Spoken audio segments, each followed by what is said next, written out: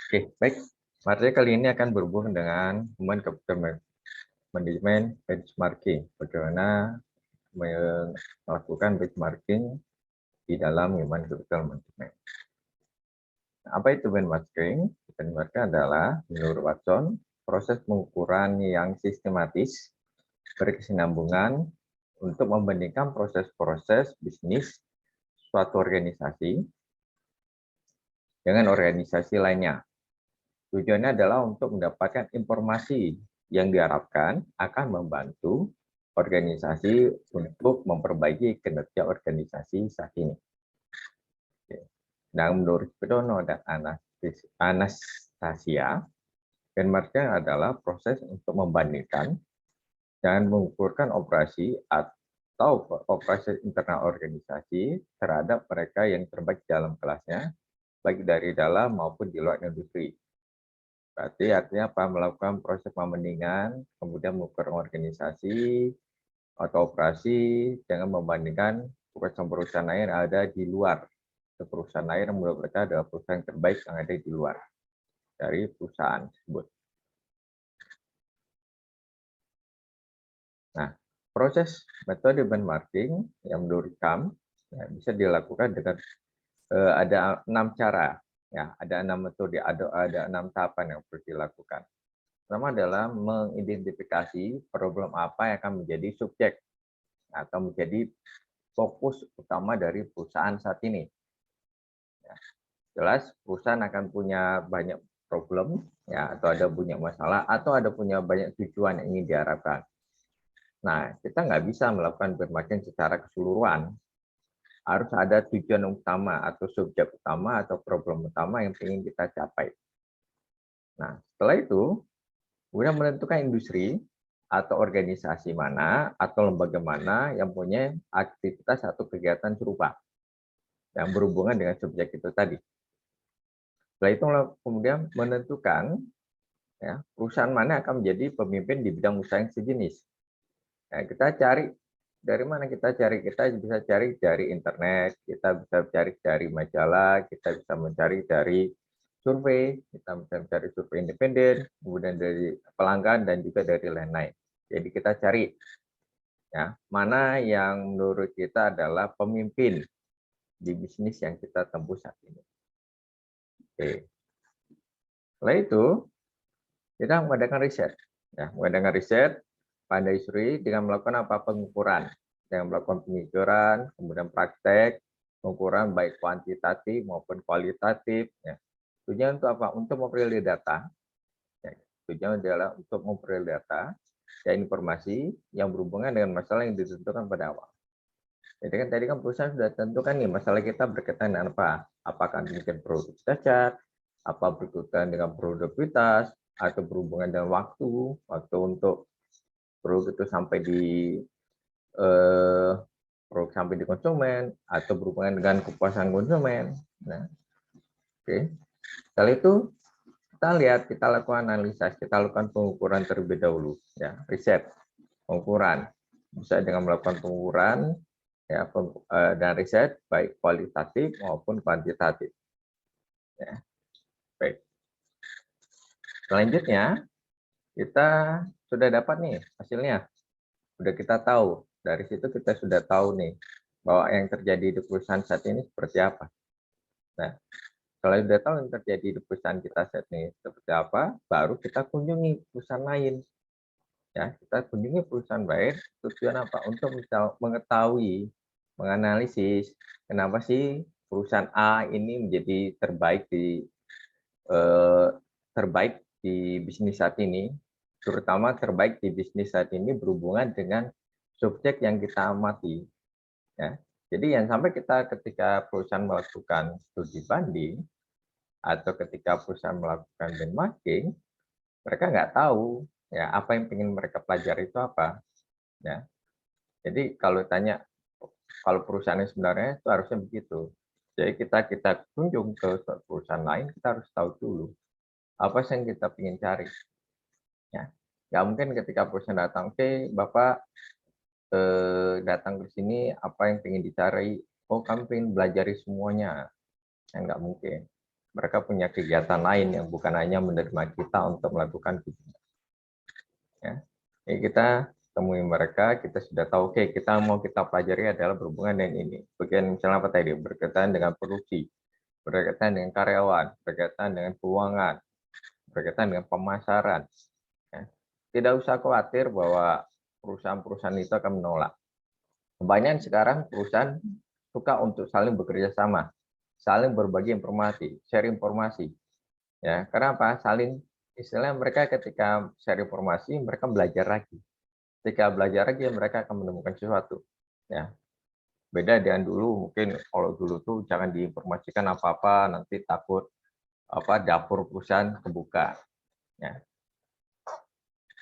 Jadi kita share informasi, jelas ada sesuatu yang tidak kita buka tapi ada sesuatu yang memang kita bisa buka, kita berbagi informasi. Misalnya apa metode, kita pakai metode apa? Udah share aja, kita pakai metode ini, yang kita lakukan ini. Kita diskusi sama mereka. Nah, jadi pertanyaan-pertanyaan ini ya bagi perusahaan yang di benchmarking dari pertanyaan-pertanyaan dari perusahaan yang datang, dia akan tahu, oh ada yang kurang mungkin, ya. Karena orang yang kadang-kadang kan orang kan lebih tahu kekurangan, ya, kekurangan yang lain. Jadi ketika yang saya informasi kita tahu, oh kekurangan perusahaan saya di sini. Perusahaan saya memang nomor satu, ternyata ada kekurangan ini yang saya dapat. Nah itu dapat dari mana perusahaan yang datang. Perusahaan yang datang itu bisa tahu, oh ternyata perusahaan ini bagus kenapa? Metodenya ini. Ya, metode bisa banyak macam-macamnya. Ya, ada metode 5S misalnya, ada metode Kaizen misalnya. Nah, tapi bagaimana cara menerapkannya beda-beda. Ya, cara menerapkan beda. Misalnya 5S atau SOP lah, yang simple SOP. Kita bisa buat SOP. Ya. Tapi bagaimana caranya supaya SOP itu bisa diterapkan yang baik, itu tidak semua perusahaan bisa melakukan hal itu. Ada tahap-tahapannya, ada cara-caranya. Ya, jadi ketika waktu itu saya ke suatu perusahaan, ya, mereka bilang bahwa ya jadi datang ke suatu perusahaan, ya, share informasi, mereka bilang bahwa kami punya SOP, tapi sayangnya sampai saat ini kami tidak tahu bagaimana cara menerapkan SOP itu secara benar. Bagaimana mereka tahu tidak secara benar? Karena banyak mereka menemukan terjadinya pelanggaran-pelanggaran. Ya. Jadi kadang-kadang pelanggaran itu mereka tahu bahwa itu sengaja dilakukan oleh karyawan. Sengaja bukan berat karena karyawan melakukan itu ya tahu bahwa itu suatu hal yang salah, tapi tetap dilakukan. Nah, bukan sengaja untuk melawan, bukan, tapi mereka tahu, oh lebih baik saya melakukan ini nih, karena menurut karyawan itu lebih gampang bagi mereka daripada saya ribet atau jelimet melakukan yang lain.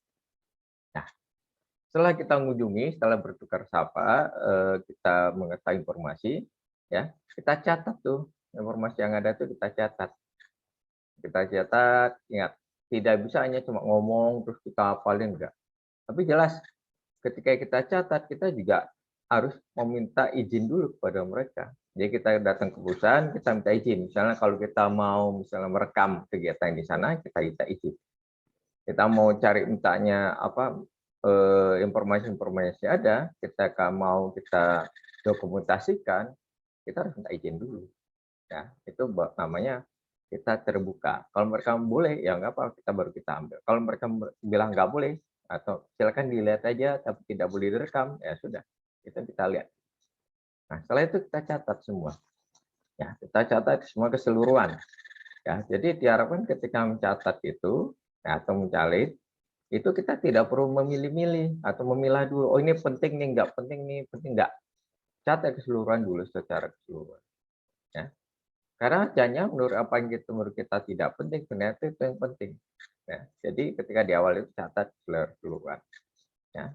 Udah dapat informasinya dari perusahaan itu, kemudian kita lakukan analisis lagi. Saya kan bilang, ya, kuantitatif dan kualitatif. Kita cari analisis lagi berdasarkan apa? Berdasarkan data-data lain yang ada di mana internet misalnya, ada di buku misalnya, ya, atau internet mungkin bisa dari perusahaan lain yang dia share informasi atau dari penelitian lain melakukan share informasi, itu kita ambil. Itu mengapa kadang-kadang perusahaan mengundang para akademisi untuk datang. Ya, karena ingin lihat, oke, prakteknya saat ini seperti ini nih. Oke, gimana sih untuk teori yang ada saat ini? Ya, jadi akademisi, praktisi, bareng-bareng bekerja sama. Ya, akademisi juga tahu, oke, ini ada berdasarkan namun setelah saya riset lakukan, ada metode-metode yang penerapannya seperti ini. Oke, bisa kerjasama, bisa nggak diterapkan? Nah, jadi akademisi punya ide, punya teori, dia punya tempat praktek. Nah, praktisi sudah dengan metode yang ada saat ini, bagaimana cara pengembangannya? Nah, dia ingin punya teori atau metode baru. Ya kan akhirnya klop antara praktisi dan akademisi. Ya, antara praktisi dan akademisi. Itu trop. Ya. Oke, jadi praktisi tidak bilang bahwa walah akademisi hanya teori-teori aja, enggak. Oke. Nah, itu yang dilakukan. Nah, setelah itu ya, setelah dapat data-data yang banyak tadi, ya, kemudian baru dianalisis keseluruhan data yang ada. Dianalisis disesuaikan dengan kondisi perusahaan. Tidak semua apa yang baik di perusahaan A itu bisa kita terapkan di perusahaan B. Ya, tidak semua bisa kita terapkan. Ya, banyak faktor lain. Ya, mungkin faktor berkaitan apa? Segmentasi pasarnya mungkin berbeda atau berhubungan dengan level tenaga kerja yang berbeda. Ya, oke. Level tenaga kerja beda atau berhubungan dengan apa? Modalnya juga berbeda. Ya, mungkin dan segala macam. Jadi harus kita saring lagi yang sesuai dengan kondisi perusahaan saat ini. Menyaring itu dengan cara optimal, bukan menyaring bahwa oh ini kita bisa lakukan, ini tidak, ya bisa atau ini gampang, ini susah. Nah, tidak, bukan dari gampang atau susah, ya. Tapi memang sesuai dengan kondisi saat ini dan kalau bisa sih di atas, biasanya namanya orang inginkan meningkat terus ya, perusahaan meningkat terus. Mungkin saat ini kelihatannya impossible dilakukan, tapi kalau menurut mereka bilang oke, bisa, ya bisa. Saat impossible kemudian dilakukan menjadi bagaimana caranya supaya yang impossible itu menjadi possible untuk dilakukan. Ya, itu bisa berbagai macam cara. Kalau hanya memikir yang possible aja, perusahaan nggak akan meningkat. Ya, sekarang coba kita lihat ya, banyak ya suatu hal yang dulu dianggap impossible menjadi possible. Ya, sekarang aja orang ada perusahaan yang contohnya dia mengembangkan pasar kenapa? Membeli lahan yang digital. Lahan yang tidak ada dia beli dengan harga yang mahal. Ya, itu contohnya. Oke, nah setelah itu setelah dibuat analisis dibanding antara yang keseluruhan yang ada itu dengan perusahaan, antara luar dengan perusahaan dianalisis, dikelompokkan, kemudian diterapkanlah ya. Apa yang akan dilakukan oleh perusahaan berikutnya? Oke. Ada target.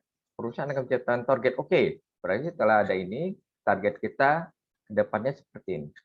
Oke. Biasanya tidak dalam jangka pendek, jarang dalam jangka pendek. Ya, untuk perusahaan-perusahaan dia akan dalam jangka panjang. Tapi dalam jangka panjang, misalnya tahun atau 5 tahun, itu sudah dibuat, ya kemudian dilakukan istilahnya step-step apa, langkah-langkah apa. Kinerja bagaimana? Oke, apa yang akan dilakukan? Misalnya, oke, supaya bisa terwujud kita harus ganti mesin nih. Oke, kita ganti mesin yang sesuai. Oke, harus ada sistem informasi terbaru, teknologi informasi terbaru. Oke, kita buat teknologi informasi terbaru. Harus ada peningkatan pengembangan karyawan. Oke, kita lakukan pengembangan karyawan. Ya. Karyawannya harus magang, boleh kita magangkan karyawan. Nah, itu yang dilakukan. Sehingga apa yang terjadi? Jangan sampai benchmarking yang sudah menghabiskan waktu, tenaga, uang, ya itu cuma sia-sia aja. Jadi itu buat laporan. Kita terapkan. Nah, untuk penerapan ini bukan hanya di tim benchmarking aja, tapi mulai dari atas sampai ke bawah, di atas turunkan sampai ke bawah. Oke, nah itu tadi ya metodenya. Kemudian stepnya tahapan-tahapannya kita lakukan. Plan, ya, search, observe, analyze, dan adaptasi. Plan, ya, berusaha melakukan penilaian terhadap perusahaan yang ada saat ini. dan menetapkan kinerja perusahaan yang akan dibandingkan dengan perusahaan dipilih. Ya, itu perencanaan gitu. Kita survei dulu, kemudian kita analisis, kemudian kita ingin ke depannya seperti apa. Ya, kita bandingkan dengan perusahaan akan kita pilih tadi, perusahaan yang akan sebagai benchmarking kita. Kemudian di search, mencari. Nah, kita jadi perusahaan pembanding. Mencari perusahaan pembanding jelas banyak perusahaan-perusahaan yang banyak di luar itu. Kita cari mana yang menurut kita sesuai dengan kita. Ya.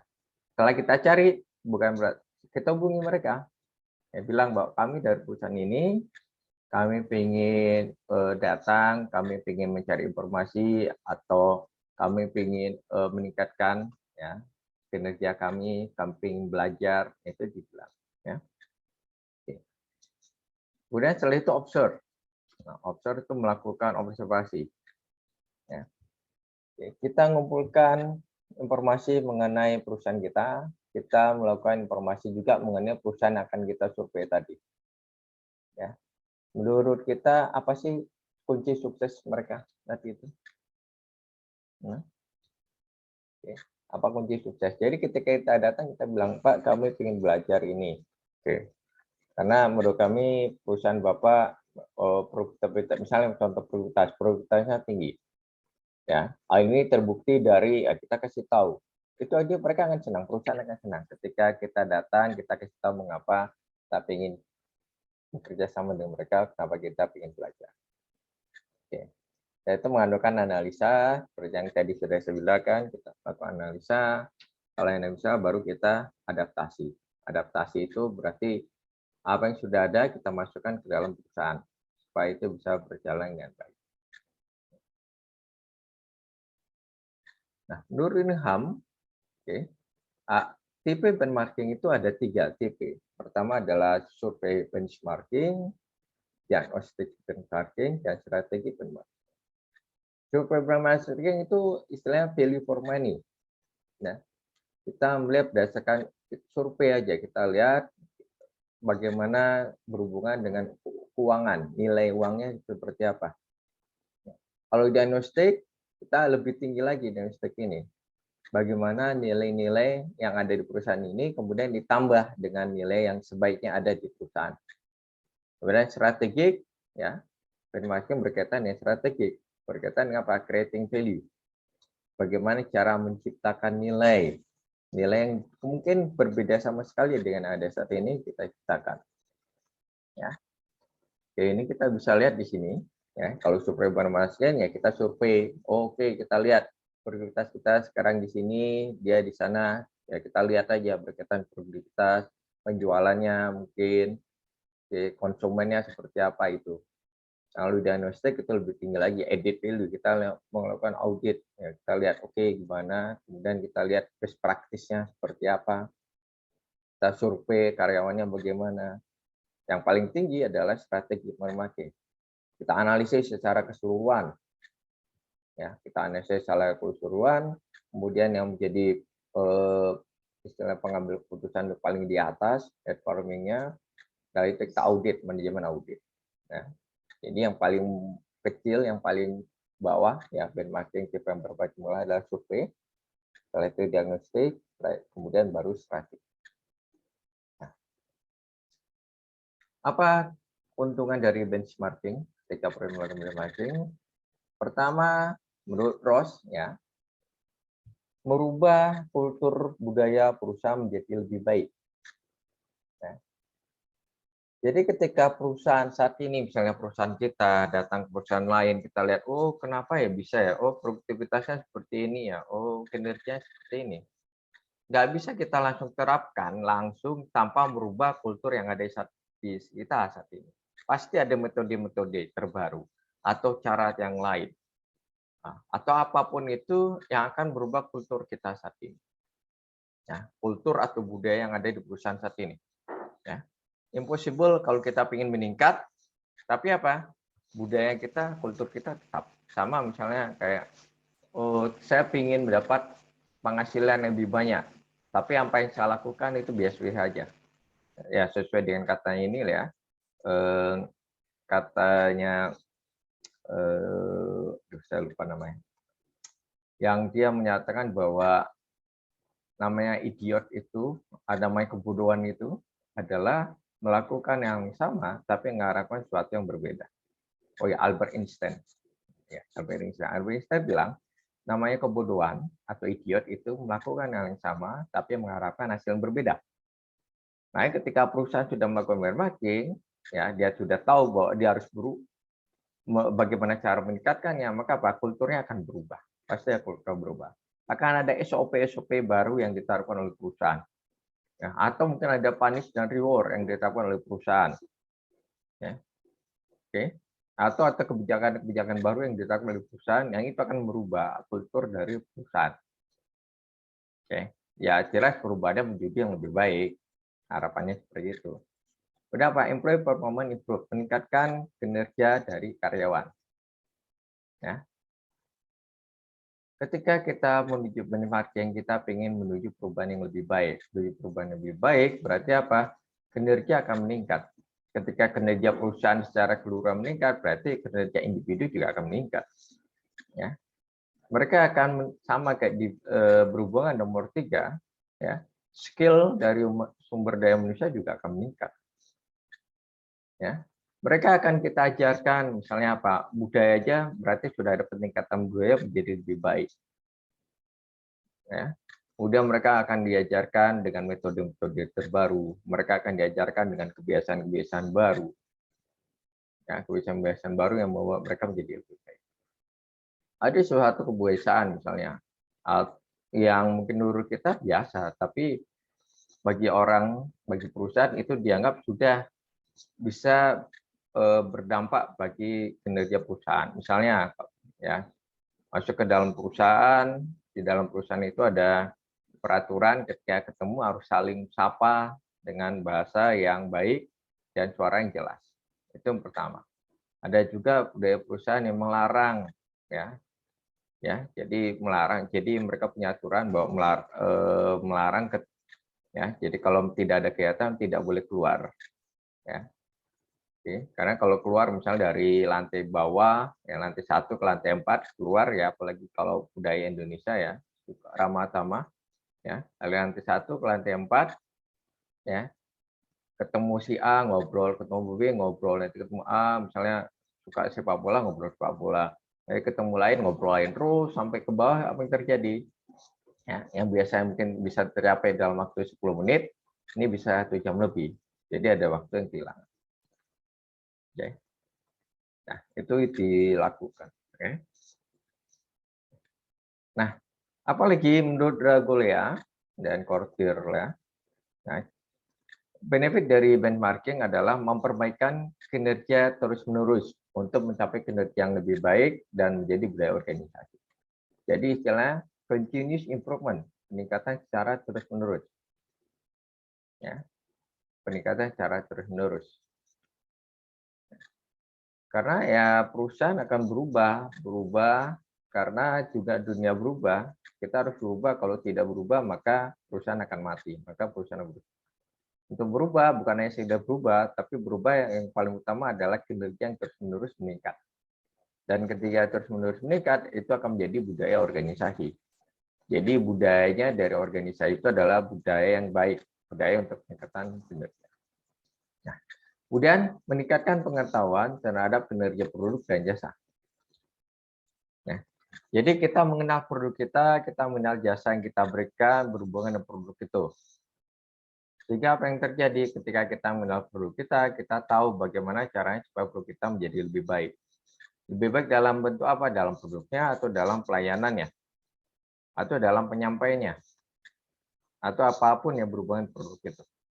Nah, oke.